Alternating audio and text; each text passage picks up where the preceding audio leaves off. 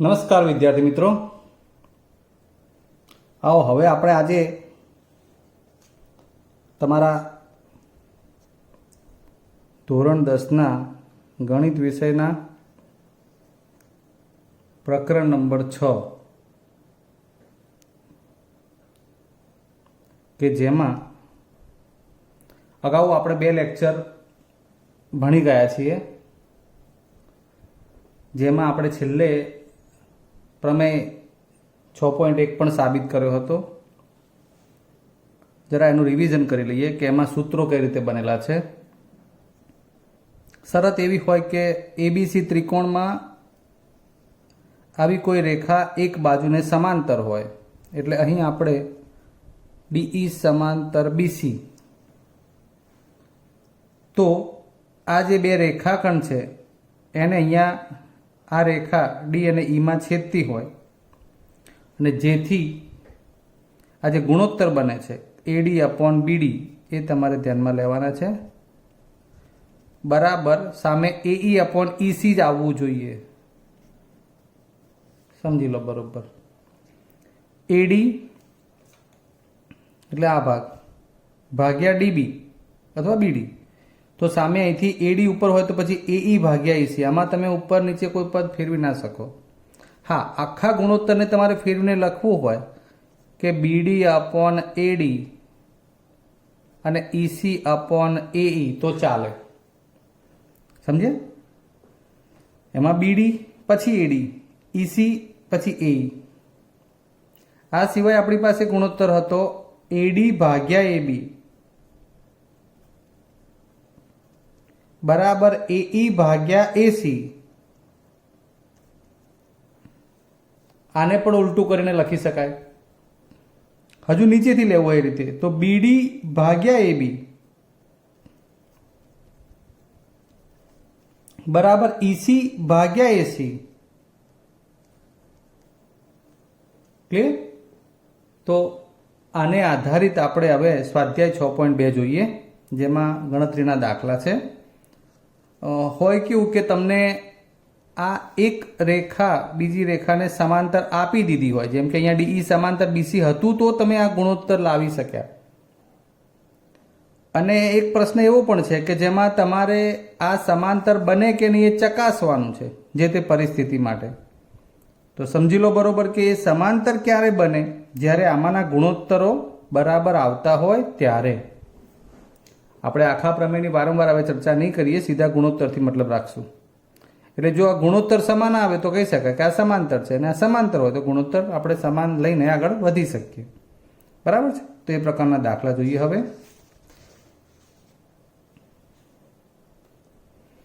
જુઓ, અત્યારે તમારા સ્વાધ્યાય 6.2 નો પહેલો એક્ઝામ્પલ છે. 2 આકૃતિ આપેલી છે એબીસી, બંનેમાં ડીઈ સમાંતર બીસી છે. માપ આપ્યા છે પહેલી આકૃતિ મુજબ એ જોઈએ તો એડી બરાબર 1.5, બીડી બરાબર 3, એઈ બરાબર 1. તો પહેલી આકૃતિમાં ઈસી શોધવાનું કયું છે?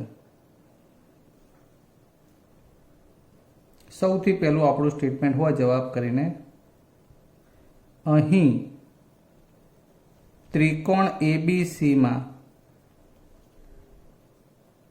ડીઈ સમાંતર બીસી છે. બરાબર છે? આ ડીઈ સમાંતર બીસી આપેલું છે. એટલે હવે આપણે લાગતો વળગતો ગુણોત્તર લેવાનો કે જેમાં ઈસી આવે. એટલે ઈસી શોધવું હોય તો એની સામેનું માપ ડીબી વિચારવાનું. ચલો, એટલે આ બેમાં આપણે આ શોધવું છે તો ડીબી આપ્યું છે. હવે ઉપર એઈ, તો એઈ હોય તો એડી પણ આપેલું છે. બરાબર? એટલે આપણે સીધો ગુણોત્તર લખી શકીએ કે એડી એટલે આટલો ભાગ ભાગ્યા ડીબી બરાબર એઈ ભાગ્યા ઈસી. આ ત્યારે જ લખી શકીએ કે જ્યારે આ સમાંતર આપેલું હોય. આ ધ્યાન રાખવાનું, પરીક્ષામાં આ સ્ટેટમેન્ટ લખવું જરૂરી છે. હવે એડી એટલે 1.5, ડીબી 3, એઈ 1 અને શોધવાનું છે એઈસી. બહુ ઇઝી છે, બહુ જ ઇઝી. છતાં હું તમને હજુ એક મેથડ દરેક માટે સર્વસામાન્ય રહે એવું બતાવી દઉં. ના સમજાય ત્યારે તમારા બંને ક્રોસ કરીને ગુણવાનું. એટલે કે 1.5 જોડે ઈસી ગુણવાનું, અર્થાત ઈસી ગુણ્યા 1.5 બરાબર 3 ગુણ્યા 1. ક્લિયર? અને માટે એકલું ઈસી હવે રહ્યું. જો નીચે બંનેના છેદ જતા રહ્યા, જમણી સાઈડનો છેદ ડાબી સાઈડમાં, ડાબી સાઈડનો છેદ જમણી સાઈડમાં, એટલે હવે આ ઈસી બરાબર 3 એકા 3 ભાગ્યા 1.5. આમ તો પ્રેક્ટિકલી તમને ખબર પડે 1.5 દુ 3, પણ ના પડે તો 3 15 ગુણ્યા 10 ઉપર, બરાબર છે? 3 પંચા 15 ને 5 દુ 10, માટે ઈસી બરાબર 2 સેમી આવું માંગેલું છે.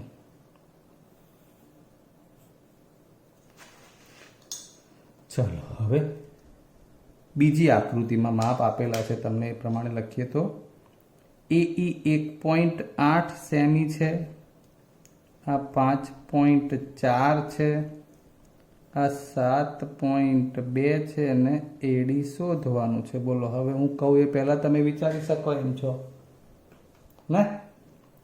કયો ગુણોત્તર? આ બંનેમાં જનરલ લખ્યું છે આપણે ડી સમાંતર બીસી, એટલે વારે ઘડી લખવાની જરૂર નથી. માટે હવે અહીં એડી ભાગ્યા બીડી બરાબર એઈ છેદમાં ઈસી. બસ એડી એને શોધવાનું, બીડી 7.2, એઈ 1.8 અને ઈસી 5.4. ચાલો ફરી પાછું આ છેદને અહીંયા ગુણવાનું, આને અહીંયા ગુણવાનું, અર્થાત એડી ગુણ્યા 5.4 બરાબર 1.8 ગુણ્યા 7.2.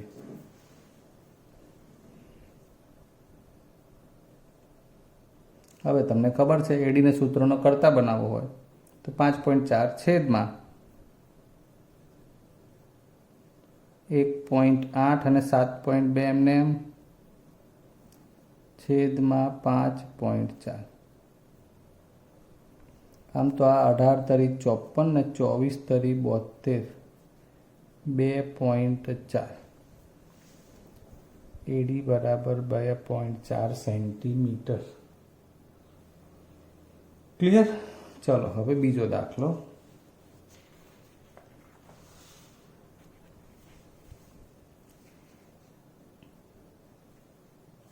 દાખલા નંબર 2 માં બિંદુઓ ઈ અને એફ એ ત્રિકોણ PQR ની બાજુઓ અનુક્રમે PQ અને PR પર આવેલા છે. પહેલા આપણે આકૃતિ બનાવી દઈએ જેથી તમને આઈડિયા આવે. આ દરેક માટે જનરલ સામાન્ય આકૃતિ સમજી લેવાની.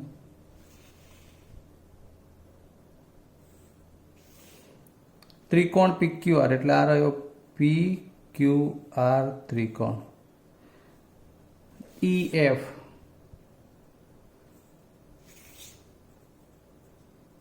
કેમ અહીંયા લખ્યું? તો E અને F એ ત્રિકોણ PQR ની બાજુઓ જે અનુક્રમે PQ, આ ધ્યાન રાખવાનું, PQ જેની ઉપર E બિંદુ લખ્યું છે, E પહેલા લખ્યું છે પછી અનુક્રમે આપ્યો, મતલબ કે PQR ની બાજુ PQ ઉપર E અને PR તો PR ઉપર F. આ રીતે E અને F. હવે એ જુદી જુદી તમને પુસ્તકમાં 3 કન્ડિશન આપી છે. દરેક માટે એવું પૂછ્યું છે કે શું EF સમાંતર QR છે? EF સમાંતર QR થાય છે એવું પૂછ્યું છે. તો ક્યારે થાય આપણને તો એ ખબર હોવી જોઈએ. સૌથી મોટી વાત, આપેલા માપ પ્રમાણે અગાઉ મેં તમને જે 6.1 પ્રમાણે ગુણોત્તર શીખવાડ્યા કે પીઈ ભાગ્યા ઇક્યુ, પીએફ ભાગ્યા એફઆર અને એવા બીજા બે ત્રણ જે ગુણોત્તર હતા એ ગુણોત્તર સાબિત થાય તો, મતલબ કે સરખા થાય તો કહી શકાય કે આ સમાંતર છે. આ એક મૂળ બાબત છે. આને 1 માર્ક્સમાં પણ પૂછી શકાય. ધ્યાન રાખજો મિત્રો, આ મુખ્ય ટોપિક છે અત્યારે.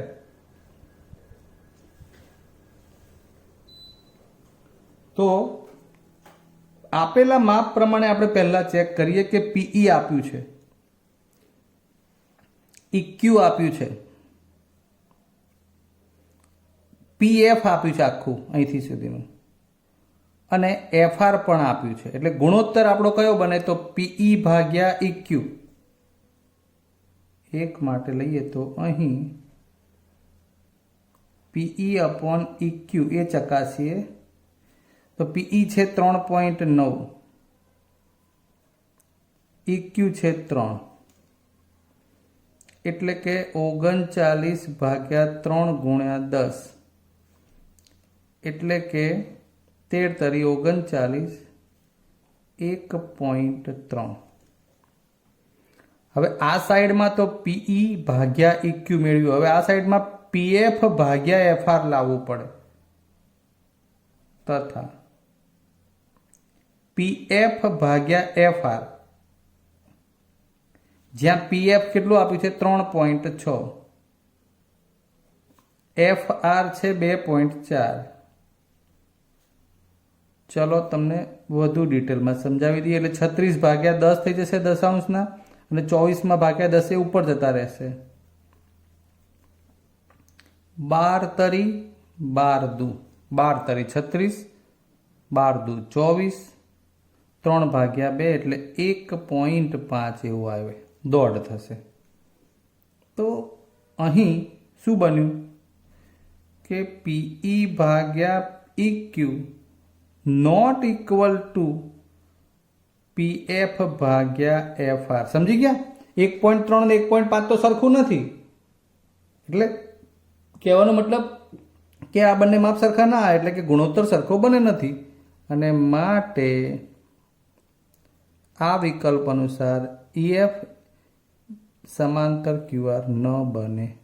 માત્ર આ વિકલ્પ અનુસાર. હવે બીજો વિકલ્પ જોઈએ.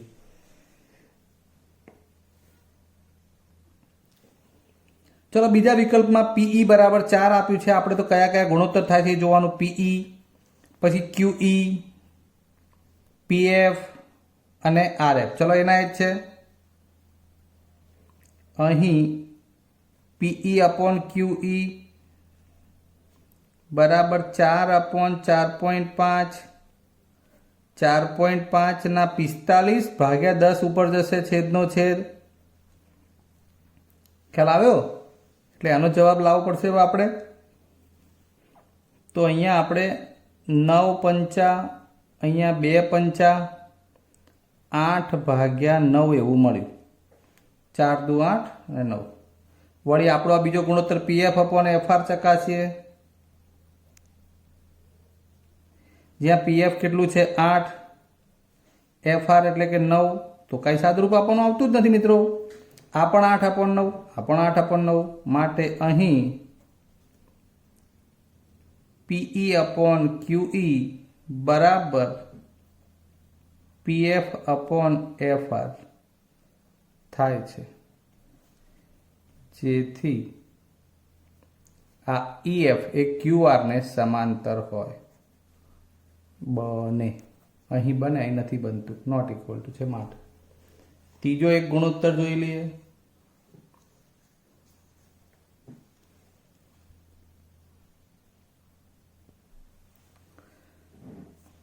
પીક્યુ આપ્યું છે આખું જુઓ,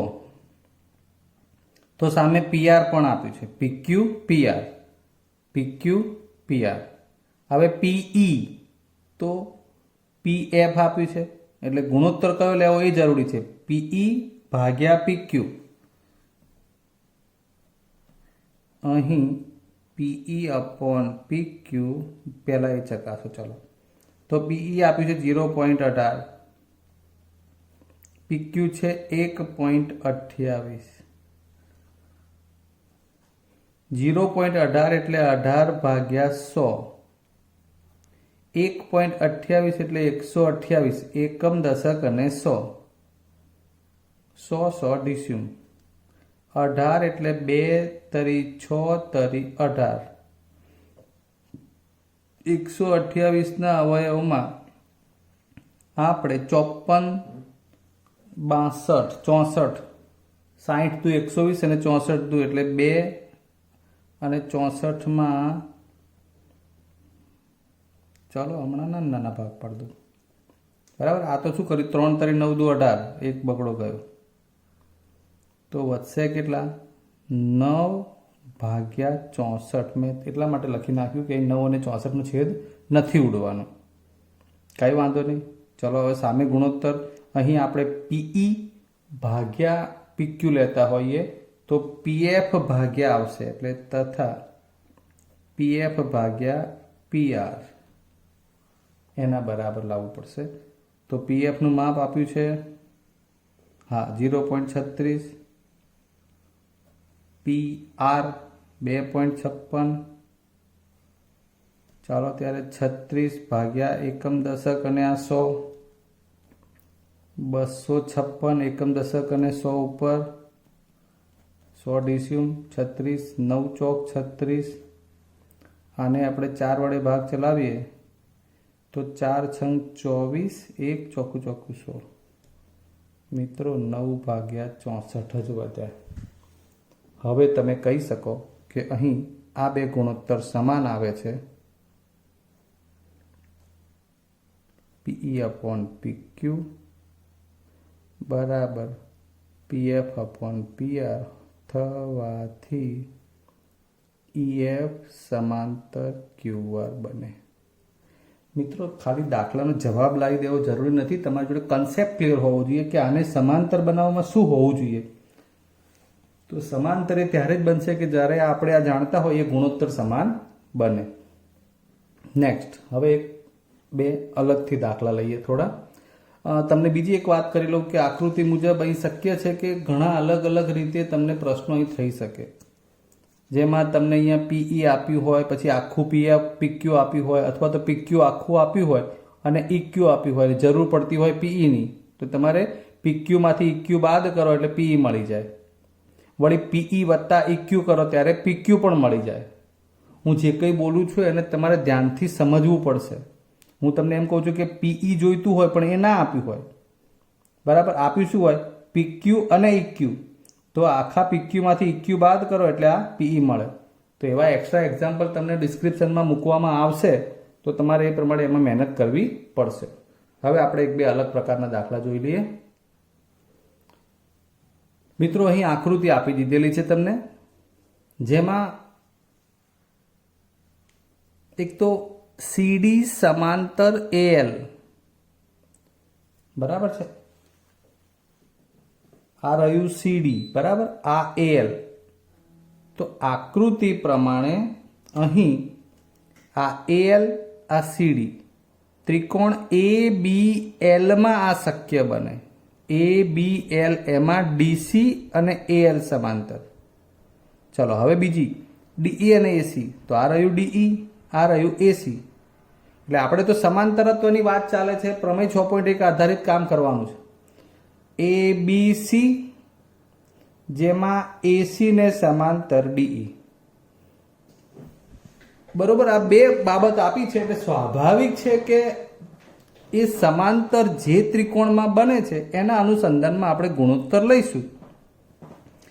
ચાલો આપણે સ્ટાર્ટ કરીએ. તો અહીં ત્રિકોણ એબીસી માટે વિચારીએ તો એમાં એ બી સી કોણ સમાંતર છે તો કે ડીઈ સમાંતર એસી છે. ધ્યાન આપજો ડીઈ આ એસી ને સમાંતર છે તો ડીઈ સમાંતર એસી. હવે એના પરથી આપણે લાગતા વળગતા માપ પ્રમાણે ગુણોત્તર લેવાનો હોય. દાખલા તરીકે તમને અહીંયા બીઈ આપ્યું છે 4 ઈસી આપ્યું છે 2. તો તમારે આ ત્રિકોણ એબીસીમાં આના સંદર્ભમાં એડીની વાત હોય અને નીચે ડીબીની વાત હોય બરાબર છે. એટલે આપણે એક ગુણોત્તર બનાવીએ. ભલે માપ નથી આપ્યા બધા એટલા માટે તો કંઈક એક્સ્ટ્રા છે દાખલામાં. તો ગુણોત્તર આપણે શું બનાવી શકીએ બીઈ અપોન ઈસી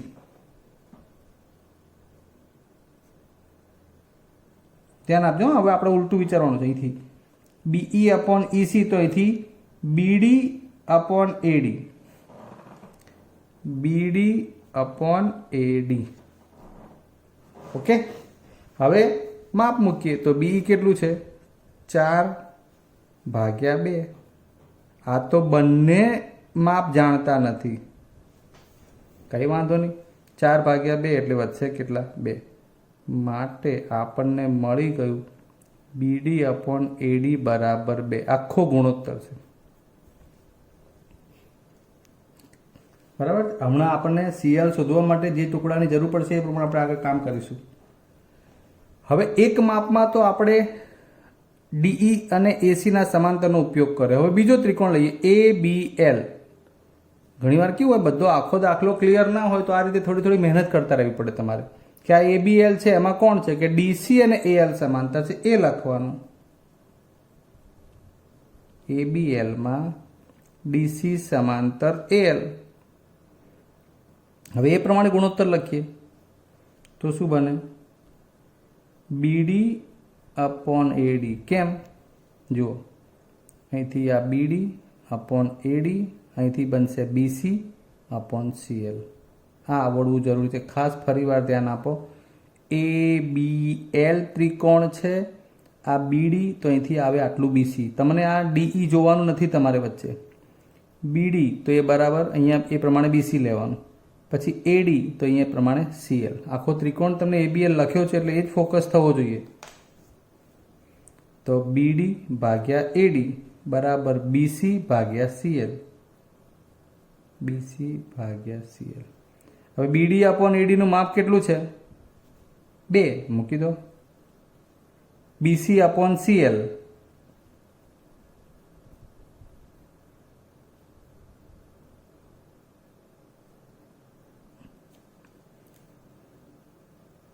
ઓકે. ચલો હવે આમાંથી આપણે BC અને CL, મને માત્ર CL જોઈએ છે, સમજવાનો પ્રયત્ન કરજો ખાસ. તો તમને એમ થાય સાહેબ અહીં CL સૂત્રોનો કરતા બનાવી દો, તો પણ BC, તો એ ધ્યાન આપો. હવે આપણે આમાં શું કરી શકીએ? તો BC એટલે કયા બે ટુકડા છે? જુઓ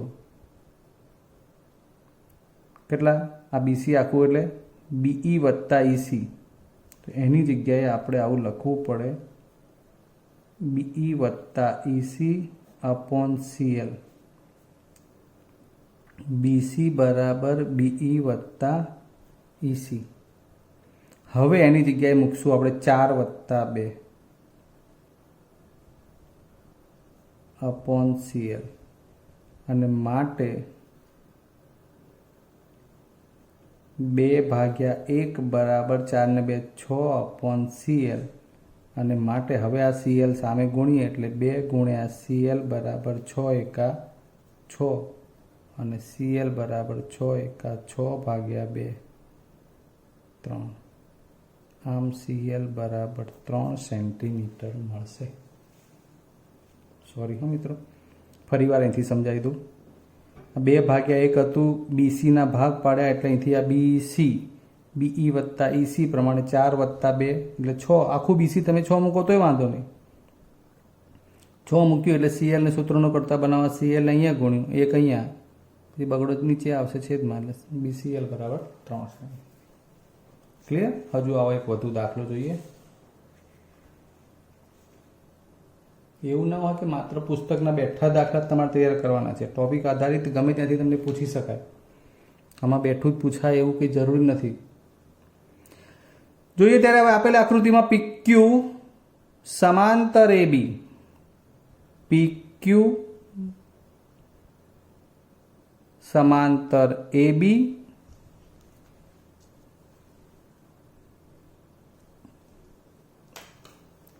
આ રહ્યું PQ, આ રહ્યું AB. PR સમાંતર AC, આ રહ્યું PR અને આ રહ્યું AC. PD બરાબર 12